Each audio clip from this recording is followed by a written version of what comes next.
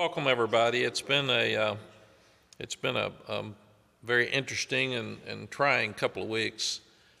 We went to Sumter High School yesterday and had the funeral of Ty Lee Craft.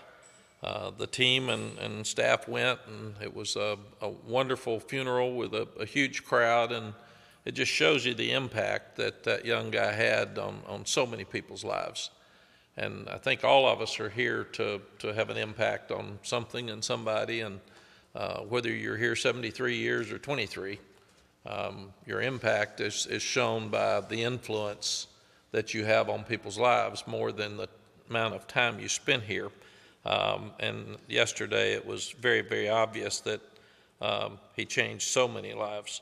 I'm proud of the university. We have named the Nutrition Center across from the locker room the Ty Lee Craft Nutrition Center, and there is a picture, or the naming is up already, so Jeremy can get that to you, or you can walk back there and take a picture of it.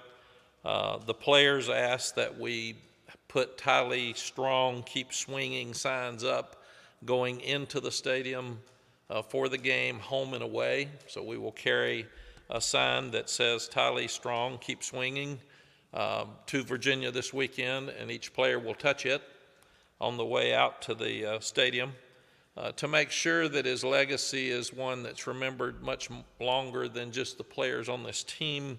We have a commemorative plaque that explains who he was and what he went through that will be up at the Nutrition Center for future players to look at.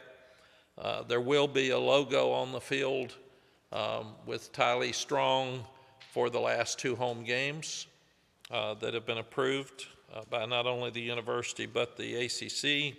And then one of the receivers will wear his jersey every day at practice, and then they will decide one of the receivers will wear his jersey during each of the remaining 5 ball games.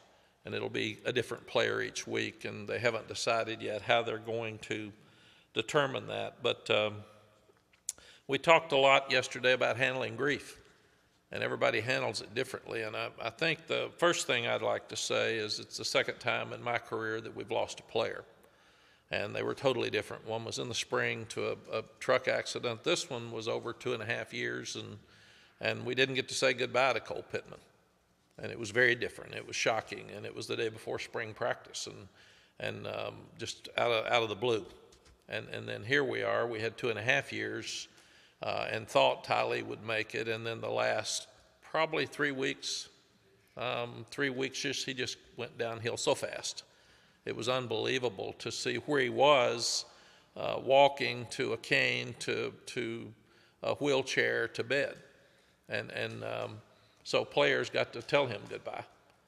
But also the fact that you're watching your friend go down at the same time of trying to be uplifting for him. And he was in every meeting, and then he wasn't. He was at every practice, and then he couldn't come. And then they had a drive-by. They had a birthday party, and he was good. He was in a wheelchair, but he was happy and good and cutting up with the guys. And then a week later, they had a drive-by with a bunch of cars and took a picture with him, and he fell asleep while he was talking to the players. So they could tell that it just wasn't good. So for them to handle this emotionally over the last month is something that is really eye-opening, and it's a life lesson for sure. And then we talked about grieving yesterday, and that you don't throw it out, and you just don't forget it. Because he was very, very important to so many people. But what you do is it gets lighter as you appreciate the moments and learn from him. And I asked the father in 2001 why you think we lose great young people. And he said maybe if when you're losing great young people, it gets our attention and helps us change parts of our lives that need to be changed. Maybe we are happier. Maybe we appreciate things more. Maybe we realize now we don't get to control how much time we have, and that we better enjoy the time we have. And they said yesterday that as you grieve for a long period of time, it does get lighter because you have great memories more than the hurt and the pain that you have with the loss. I've also heard from so many people that lost their children over the last week. And it's, I will say, thoughts and prayers to you that have lost a child. I can't imagine. I hope and pray every day that I'm buried before Sally, before my children or my grandchildren. I do not want to put them down. And watching that casket close yesterday was really hard. I can't imagine. So,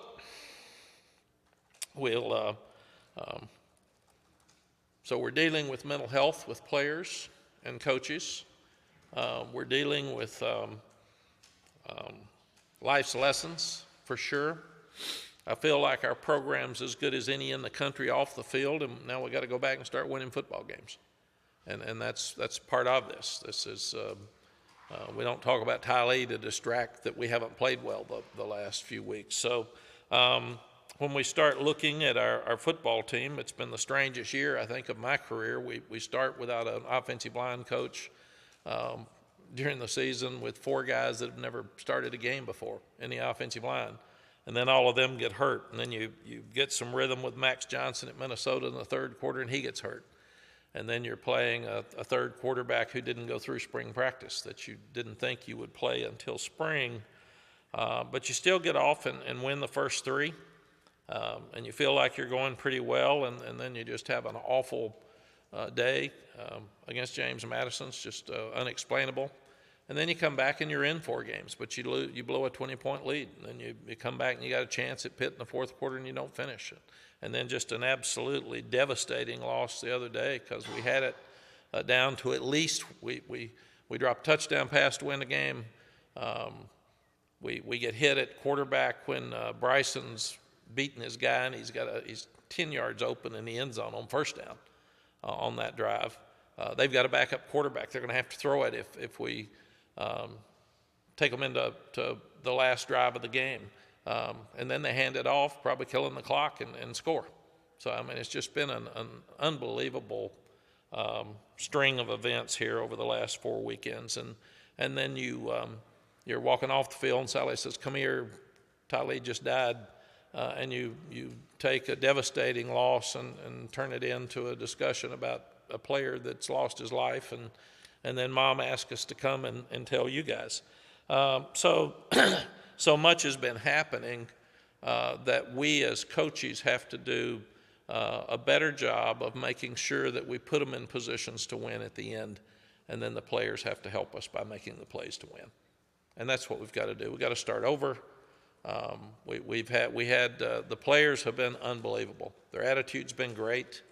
They practiced like they were undefeated over the week as they were preparing for Tylee's funeral. They're disciplined. We had very few penalties during the game, as few as we've had. The kicking game was really good. We returned a punt for a touchdown. Kickoffs are better than they've been since we've been here. Aseda stepped in for Liam Boyd. He's kicking off really, really well now, and the punting's gotten better. So there's so many great things that are happening. We've just got to figure out ways to win. You look at Oklahoma State scores with, 1:14 left, and Brigham Young scores with 10 seconds left. You just start looking at games across the country, and they're coming down to who makes the plays at the end, and that's what we haven't done for the last 3 weeks, and we've got to do that. That's it. We can either win the last 5 games or we can lose the last 5 games. And it's on coaching. It's on me. We got good enough. We got better coaches than results the last 4 weeks, and we got better players than results the last 4 weeks. So that's my job to get us not only in positions to win those games, but to win those games as we get down here at the end of the season. Offensively, Old Marian's got 901 yards rushing, so 99 short of 1,000. He's maybe a couple of hundred ahead of where he was last year. He had 700 and something. About 130 ahead of where he was this time last year. So he has a chance to finish above the 1,500 that he had last year. So we've got to finish strong. And we've got all of the offensive linemen are healthy for the first time all year. So everybody should be back and ready to go. And Randy's been here now for 3 or 4 weeks, so we can move forward in the offensive line. Our protection's better. We're still getting Jacoby hit too much, but he gets the ball out of his hands quickly. We haven't had the sacks we've had, but he's been hit. He is doing a better job. He's getting better at each week, and he's doing a better job with his feet because he made some plays down the stretch against Georgia Tech to really help us. And then Jordan Shipp's gotten better, so he's going to start being a bigger factor and play more. He's healthy and doing a lot of really good things right now. Defensively, we've just got to stop the run. We did against Minnesota, and we've been inconsistent since the first 3 wins. We haven't stopped the run consistently since that point, so we've got to do a better job.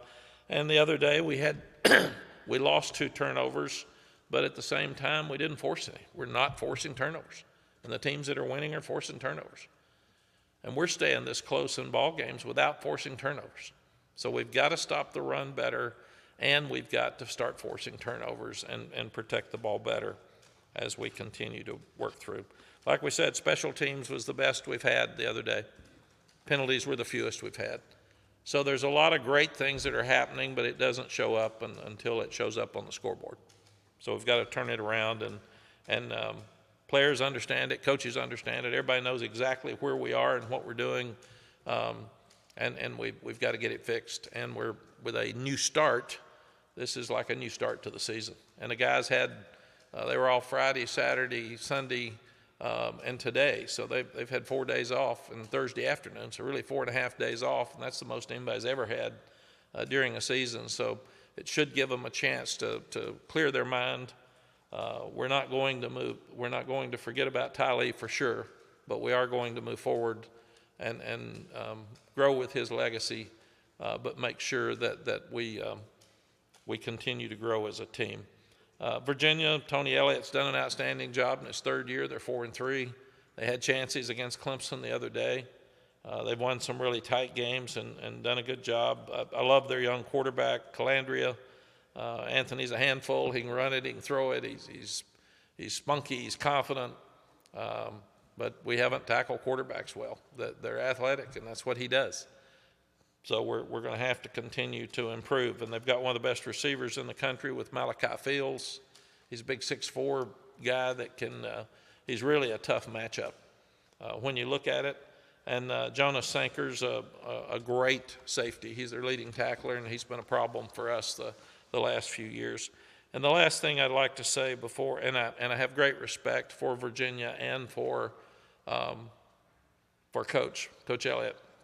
I mean, Tony's an outstanding person, and they just went through tragedy handling the loss of 3 guys and did it with class and handled it really well. So going through what we've been through, you just appreciate even more somebody that handled the loss of young lives on a team and worked with the families and their team and all the mental health they had to go through. I've got a daughter that's a teacher at Virginia, and she was so impressed with the way Tony handled his entire thing. And the last thing before we open it up for questions, I want to congratulate Mike Houston on all his success. I was sorry to see him leave East Carolina yesterday. They made a change. Actually called him, talked to him last night. I have great respect for him as a person and as a coach. He's won everywhere he's been, and he'll go somewhere else and he'll win. He's just a great coach, and I admire him so much, and want to congratulate him on all of his success and wish him good luck in his next venture, because we need him in coaching. We need guys like him around kids. Questions? Did the open week come at a perfect time, given everything that you guys have been dealing with? Andrew, it's a great thought. I haven't thought about it, but the open week came at a perfect time. If you obviously you don't know timing. I mean, I've been worried about Ty Lee leaving us for the last 3 weeks because we knew it wasn't going to be long, and then they got down to 2 days to 2 weeks that they felt like he would be able to live. So you're thinking about what happens if it's Tuesday. What do you do? Do you have to cancel a game? Do you practice? Do you not practice? When do you have a funeral? What happens if it's Friday night? We got a text at 1:30 on Friday night before the Georgia Tech game that said he's really having trouble breathing. we're worried about him making it. So I didn't sleep, and then I get up Saturday morning thinking about, what if he passes this morning? Do you tell the team? It's going to be on social media. Do you not tell the team? What's fair? Do you call Georgia Tech and cancel a game? Is it safe to have young people playing in a game? So we're talking to our mental health people and saying, what should we do? And then I think it was best for everybody involved that he passed during the game, so the kids didn't know it. And they were told right afterwards with their family and friends and in that locker room where they could share and talk and feel things. And then the fact that we could have the funeral, Mom was a superstar. I mean, she knew what was best, and she set the funeral for Sunday where we could all go. So the guys jump on a bus, guys that were home for fall break, and it was blessing. It was fall break. They didn't have class on Thursday or Friday, so they could go home and see their parents.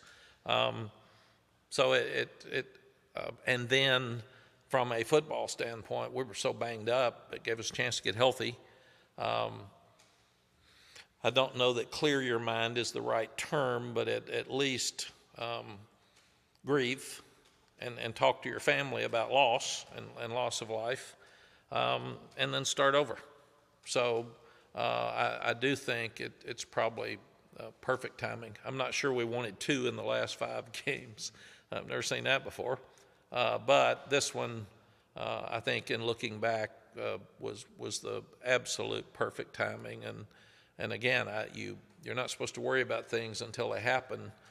When you're trying to figure out, when you know a young person's going to pass, and you're trying to figure out all the scenarios, that you got a lot on your mind. You got a lot of thinking about, what if this happens? What if this happens? And you're talking, I'm not an expert in handling death, especially with young people. So you have to talk to your mental health people and get them to explain to you, don't tell them before the game, don't do this, don't do this, do it this way, don't say that word. It's a load. So I do think for a tragic situation, the timing worked out the best that it possibly could. With your experiences, achieving everything you have, would you say that it made it more challenging to prepare for the task at hand the last few weeks? I'm not saying that it got in the way of it, but did it make it more challenging because it's football, then you have this real life thing that's also going on? Yeah, yes. There's no question that my job is to lead, and usually you need leadership when things are tough. Things have been tough for us off the field for 4 weeks, so I need to step up and be a better leader. And then you add the addition of a tragic loss of a young life. Losing a person's bad enough, but when you lose a young person, and like I said, I've been coaching 47 years, it's twice that I've been involved in losing a child. So I never did as an assistant, so twice as a head coach. And I think about the one in 2001 all the time. I mean, that doesn't go away. You can't. And when I remember Coach Royal, the national championship coach at Texas, he lost 2 children. And he lost them, I think, 3 years apart, both in Austin, and he only had 3. And when Cole Pittman's dad walked up and he saw him, Coach Royal said, most people don't understand. I do. I've lost 2 children. And I thought, and one thing I've learned that I think can help everybody here is that don't go up to somebody who's lost a child and say, I know how you feel, if you haven't lost a child. I don't know how you would feel losing a child, and I don't want to. So unless you've done it, I don't think we're qualified to say that we've done it. So with everybody handling things so differently, and you worry so much about mental health in our current state of affairs in America and in our world, you worry every day about what's appropriate. You want to make sure that you're handling this young sick person well. Like we had to tell them that he was moving to hospice. And we had to tell them what hospice meant. And we had to tell them, here's where he is right now and here's where he's moving. And it's a very difficult thing to say, but if you've got something to say to him, you probably need to go say it. So all those things are very heavy. And you want to make sure, most of you have children, I mean, you want to make sure that your young people are being taken care of. And at the same time, we had mental health people upstairs all the time for meetings that they could have with them. I talked to the coaches about have more individual meetings than ever before and talk about football, talk about winning, talk about the things we got to get done to do better. But at the same time, talk about Tylee and talk about the situation and talk about things that we've got to learn from this and move forward. Mack, you mentioned the wide receivers in the games are going to rotate that number 13. Obviously, JJ already had it. I guess to your understanding, how are they going about delegating who gets to wear which game and how all that process? Right now, I don't know. I think they're just kind of doing it. I'll get it tomorrow. I'm trying to see. I don't know that Lonnie can talk to you all about it. I've talked to Jeremy about the possibility of him talking to you because he is the closest to the family and the closest to Tylee, and it's been so hard for him, and he's got young kids. I mean, so one thing I've learned that the mental health people said that this triggers death. Triggers different things for all of us in our minds. And it goes back to me seeing my brother and my mother lay there with cancer. I mean, and I can see it. It pops up. And I remember the last words I said to him. And so it's, like I said, I had some calls the other day from people who had lost children that just started crying and said, I know how this mom feels. You take care of her. And so I think it's just all different. So now the players are trying to make sure that we hold his legacy in place and move forward with it. But they also have to move on with their lives. And one of the things we have to do, I appreciate so much those that gave money to the UFundMe, for the Tylee Craft UFundMe, because Mom had so many bills, and this will help her. And one of the hardest things in a loss is that we all talk about it now, and it's fresh, and we just had so much attention at the funeral, then everybody goes back to work. And then she's by herself. So we've all got to make sure that we move forward with our lives, but we don't forget, and we make sure that we take care of her. JJ was his closest friend. They kind of grew up on 7-on-7 teams together, and they played against each other in high school, and so they were buddies. So it was an easy thought for him to wear the jersey during the game. That wasn't in question. And now different guys have worn it during practice. I don't know, and we'll let you know when we know who will wear it on Saturday. And JJ tried to speak yesterday, and he did okay, but it's hard for him too. Resources. I was wondering if you could just elaborate on that specifically, and who are some of the consultants that you're speaking with, and just resources available to the players during this time? Yes, the athletics department does a great job with having mental health support. The numbers around all the time. It's very confidential. A young player can go to mental health and not tell us. Obviously, the conversations are confidential, even away from their parents. So I think it's great. We are so lucky that Dwight Hollier runs the mental health for the athletics program, and he was a two-time captain for me, and he worked with mental health in the NFL. We have a young guy named Brandon Kennedy who is head of our player development. He has had a lot of work in mental health that he works with. We have a young lady named Simone, and she has a staff that works. She's an athlete in college, and she's working for Dwight. And they're at practice about every day. In fact, they were from the time we knew we were going to lose Tylee until they'll be there tomorrow. They're available at all times, and we keep that. We have a thing called Teamworks that we can reach out to the team at every time, and we're constantly sending that number out just so if you need it, because these young people have enough pressure anyway Then you add losing 4 football games on top of it, and you lose the negativity. You add the negativity and the noise on top of that with losing a teammate. They got a load right now.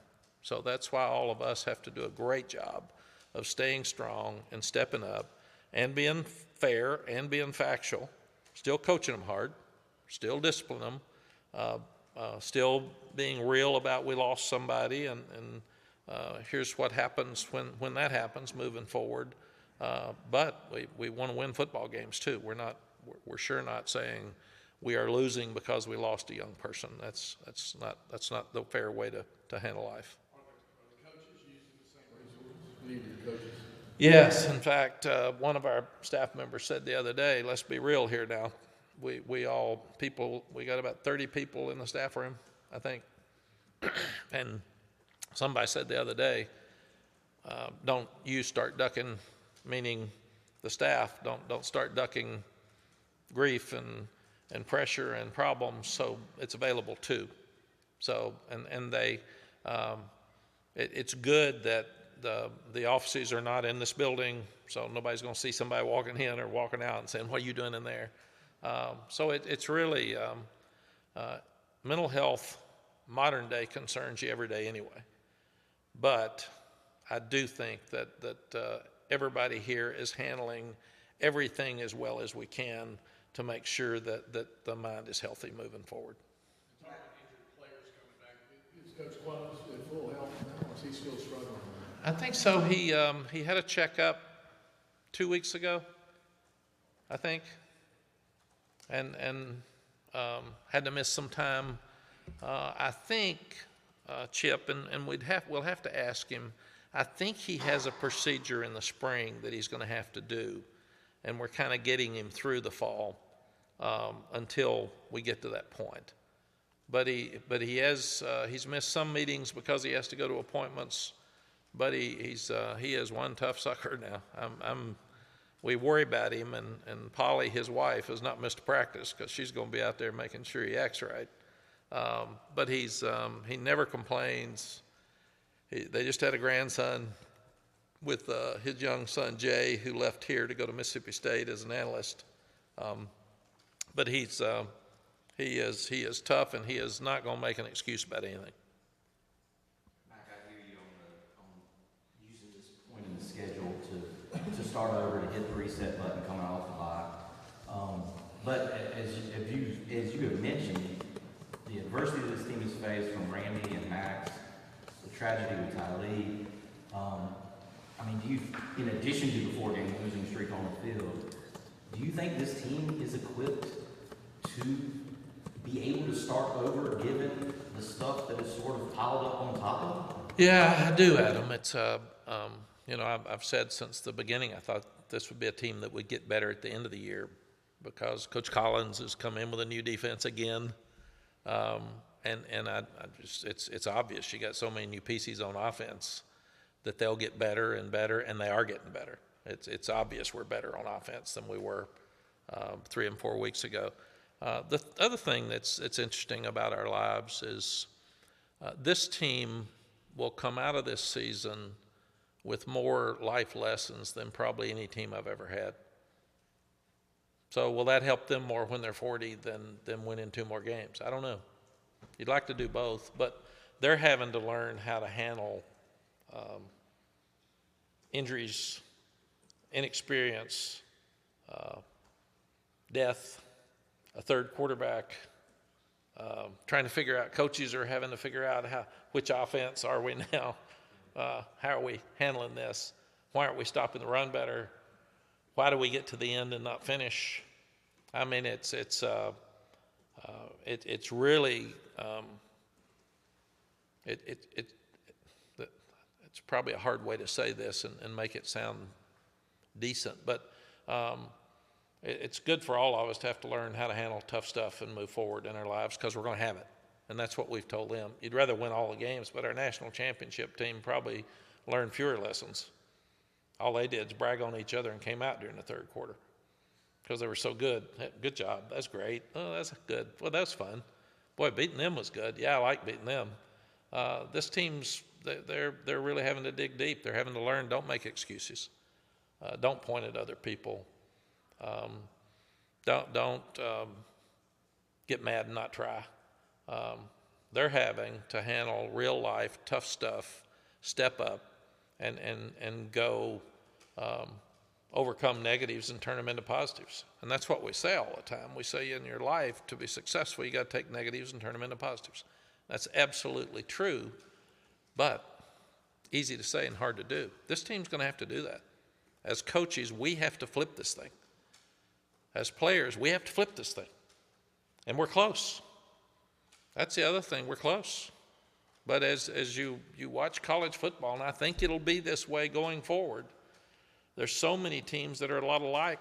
All these games are coming down to the end.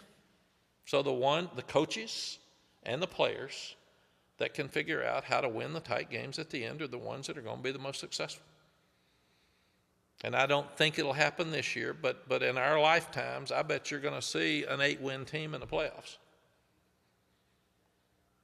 Because people are going to start losing games. It's where everything's getting more like the NFL. And coaching does matter. That's what I've told our coaches. It is our responsibility to help our guys get to the point where we can win the close games. And we've done that a lot around here. And it's their responsibility to make the plays when we get them there. That's facts. That's just the way it is.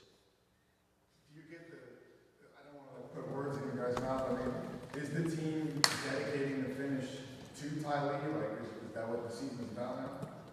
You know, it's another great question. And you got 120 of them. Some of them didn't know him. I mean, they got here 2 months ago. So some of them were really close to him. So I would think everybody's got their own thing. And the fact that you touch a sign that says Ty Lee Strong, keep swinging before you go out means that you would dedicate it to him. But again, some probably will do it stronger than others because of their relationship with him. And I think that's important. He was so smart. He was a great student. He wasn't loud, but he was confident. And there would be things like he'd just say, keep swinging. And that he wouldn't get in the conversation. He'd say, if things are bad, I keep swinging. You're good. And there would be days he'd have his chemo and he'd be over in the corner throwing up, or radiation, and he'd be out at practice and I'd see him slip off and he'd throw up in a corner, and I'd say, why don't you go back to your room? And he'd say, no, I need to be here. And then he would put his arm around me and say, how are you? I'm worried about you. You okay? And I'm thinking, are you kidding me? But that was Ty Lee. That's why kids liked him so much. And he had a real knack of making everybody feel like that they were his best friend. Because he would talk to you, and when he was talking to you, he would talk to nobody else. So that would be what he was doing. He said his girlfriend was chewing on a ball, and she told him to quit chewing, and it wasn't food. And he's kind of a smart aleck like me. He said, all he would say, and this would be Ty Lee, he would say, point. And then pitch the ball down and go somewhere else. But so everybody has a little different story and feel with him. They've got his favorite food truck is coming today, this afternoon, in his honor, so the players can eat some food in his honor out of his food truck. So. Tongue slappers. Sounds like a barbecue. Yeah. And Freddie Kitchens had special donuts he ate with him. So, I mean, he was just that unique guy that made all of us feel like that we were special. Sally adopted him. You can imagine when you're that sick, the nutritionist just fell in love with him because they had to make sure every little thing he ate was healthy. And so they feel like they adopted him. And it's funny, and I hope I don't get in trouble for this, but don't put it out there if I do. The nutritionist didn't want the kids eating cereal because certain cereals had a lot of sugar. And Ty Lee liked cereal. So now there's a bunch of cereal up there because Ty Lee talked Amber, our nutritionist, into cereal. So when I said, I thought you didn't like cereal, she said, Ty Lee likes cereal. I said, okay. So now she'll probably get rid of the cereal. Yeah.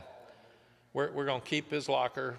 And I said, Chip, we're going to keep his presence as much as we can without being awkward.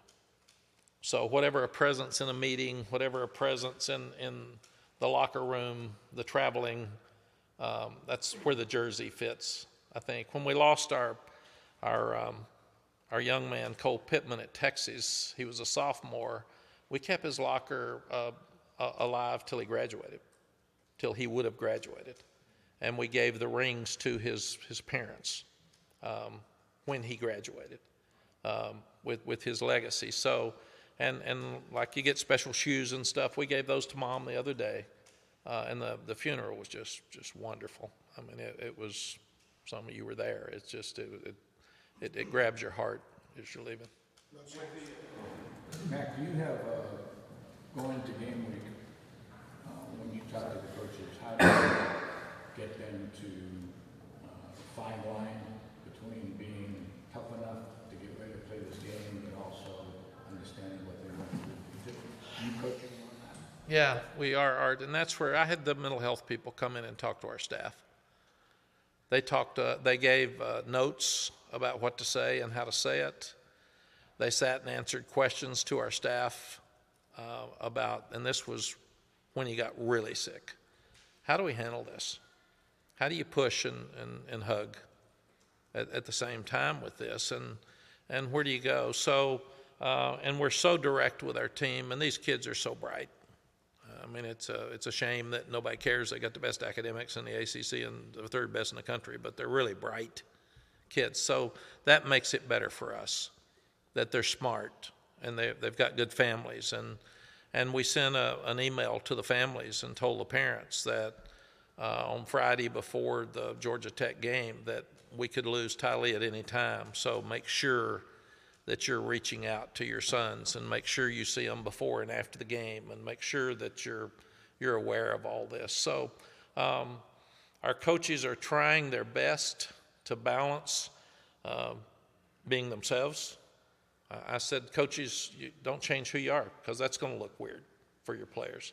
So you go coach them hard and then go hug them afterwards and make sure they understand because some are going to be more emotional than others. So it's one of the hardest things I've ever had to do is tell them they lost their teammate in that locker room right after a devastating fourth loss in a row. I mean, So do you know how you're going to tell them to be tough enough with the kids so they'll play hard?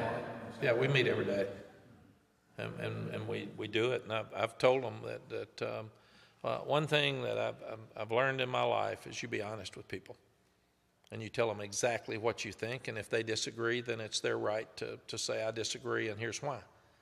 And I said, don't disagree unless you've put thought into it, unless you've researched it, unless you've got a better idea. I don't want you to waste my time talking to me unless you've put thought into it. I hate somebody saying, well, I haven't thought about this, but, well, then don't talk to me about it. Go think about it. I don't want to hear what you haven't thought about. So with this, Art, those are all great thoughts, but that's what we've done as a staff. I've said you got to be you. I mean, we've got coaches that are emotional that maybe have lost brothers or lost somebody, and that's tough for them right now. And I said, okay, guys, we're balancing a lot of stuff here, but it is a time for I've told our staff we are the leaders of this football team. So it's on us to step up and make sure that we do what's right to help these young people. And at the same time, we have to win football games. So we can't act like that's not out there and real. We got to win.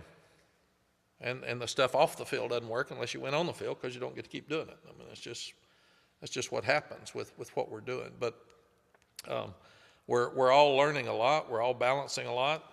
I've told there's absolutely no doubt that when you lose a 23-year-old, that all of our coaches that have young kids go home and hug them and call them every night and tell them you love them. And so the passing of a great young person like Tylee is going to teach us all something. It's taught me I don't know that I got tomorrow. I mean, I could die of a heart attack this afternoon. So why am I going to sit here and worry about things that are unimportant? And then I'm reading a lot right now, trying to help learn how to manage all this. And I'm not a reader, but I'm starting to read a lot. And it's interesting that you hear things like, you don't know how long you got, so you better make sure that you do everything that you can do and you want to do with the time you've got. Today is not today is, or don't worry about tomorrow, it's gone. Tomorrow's not here, or don't worry about yesterday, it's gone. Don't worry about tomorrow because you don't have it yet. You better be in the present. So you better worry about today because that's all you got, man. And so those type things, the grief over time gets better. You always carry that stone in your pocket, and it's heavy, but it gets lighter when you get further away from the loss and you can enjoy the memories and what you learned from the loss. So I feel more compelled right now than ever before to make sure that I'm a strong leader and I step up and I do and say everything right to try to help people in general, try to help this team, try to help our coaches and staff who have things that are popping up in their mind that from their past, and also help this team get back on track and win. May I go? Sure. The run defense is trending in not the greatest direction. Duke obviously ran it on you in the second half a couple weeks ago. You know, Georgia Tech, that's their MO, obviously. It looked like they were playing for overtime when the guy breaks the run. You know, are you concerned, I know we can get into the X's and O's with Jeff, are you concerned from your vantage point that in terms of stopping the run, this defense may be right back where they started from? I mean, obviously, you know, you started the year great, right back where you were at the end of last year in terms of stopping the run? Yeah, we got to stop the run. I'm so tired of 6 years of inconsistent run defense, and if you don't stop the run, you're not going to win, and we've said that. And I have said, stop the run, period. Let them throw it. I think I said it one weekend here. Virginia threw for 475 yards and ran for 21 out here, and we beat them 69-35. Stop the run.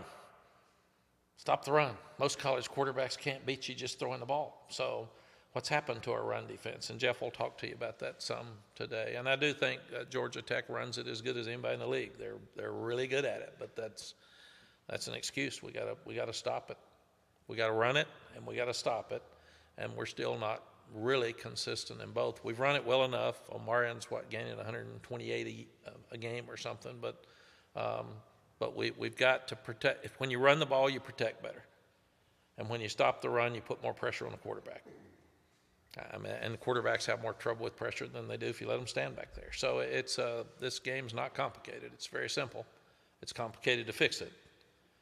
But that's something we've got to start doing better. Mack, you mentioned the receivers are going to be rotating. Tylee's number 13. Have you thought about, after the season, maybe potentially retiring that jersey or honoring it like you did with Choo-Choo's 22 or something like that? Yeah, we haven't, Michael. We'll get to all that. That's why we wanted to put the logo out for the last two games, because when you that gets into Letterman stuff, and then you get into if you lost a young student in one of our other 27 sports, would they have to do the same? So it's bigger than just a thought here. So I think that was one of the reasons that we wanted to name, and Mom was agreeable, the nutrition room, because that means his legacy will be here forever and not get into, I don't even think we retire jerseys, do I? I think we honor them. Yeah, it's what we do. You said you're not reading what you've been reading. Is there any particular title that's been meaningful? I'm looking at, I'm reading everything about motivation, and I'm reading everything about leadership, just for myself. I'm reading everything about staying positive. I'm reading about overcoming adversity. Anything that I can find in those areas. I'm looking for quotes that grab kids' attention. I'm just looking to try to help pick them up because that's me. everybody in this building is going to look at me to see my body language, see how I'm doing. So Tylee coming up saying, "How are you? You okay?" And it was amazing yesterday. I'm very emotional, and I have trouble even talking about Tylee without breaking down. I told Sally yesterday, I hate that for the kids. I hate because they come up and say, "You okay? You okay?" But I mean, that's who I am, so I'm not going to hide who I am. If I'm emotional about losing a child, then I'm going to be emotional. I have a football question. With the run game, you're talking a lot about Omari and what he could reach, but in the last 3 games, if you take away that 71-yard run, he's not having great per carry average. I think 27 carries have gone for 1 yard or less. Where do you think the offensive line is as far as progressing and be able to maybe not have so many runs that he's getting popped at the line of scrimmage? We've said, Andrew, we haven't had a coach. He's been inconsistent. We've had only one guy start, and those others have all been hurt. I mean, it's amazing. Blaskey's been playing with a sprained ankle and diabetes. He got sick and threw up and nearly passed out at Duke. Banfield's had a sprained ankle. Willie's had a sprained ankle. I mean, those guys have been all over the place. We actually played Luke Masterson, a freshman offensive tackle, at left guard during the game against Georgia Tech. It's been that bad. Now you can't make this stuff up.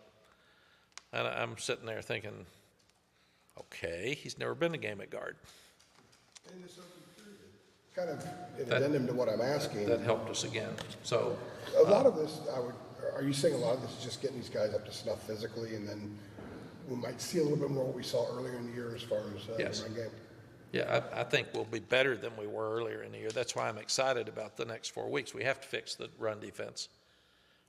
We have to, and we know it, and they know it, and they see it. And usually that's the run before the half at Georgia Tech, the run at the end. That's 130 yards of the runs. I mean, we're stopping a lot of runs, and then we're just giving up gashes, and so you can't do that. And we've got too many 1-yard gains where there's some penetration or there's a tackle for a loss, and then we have a 20-yard gain. We have got to become a more consistent football team, stopping the run and running it, and then the rest of the stuff falls into place. And I'm excited about the kicking game. That's going to be better. And they are trying. If they weren't trying, we wouldn't have that few penalties. And I mean, they want to win so bad. There's also that fine line chip when you're reading all this stuff between wanting to win and wanting to win too badly and then pressing. I got to make the play. I got to make the play. Or on defense, Adam, they're getting out of their gap to make a play in somebody else's gap, and then there's a gash. It is. We've just got to go back. You'd rather have them try too hard than not hard enough. So there's that fine line with confidence and just go play. Go have fun again. They haven't had enough fun. They're worried so much and they're uptight so much, and that's why they're making too many mistakes.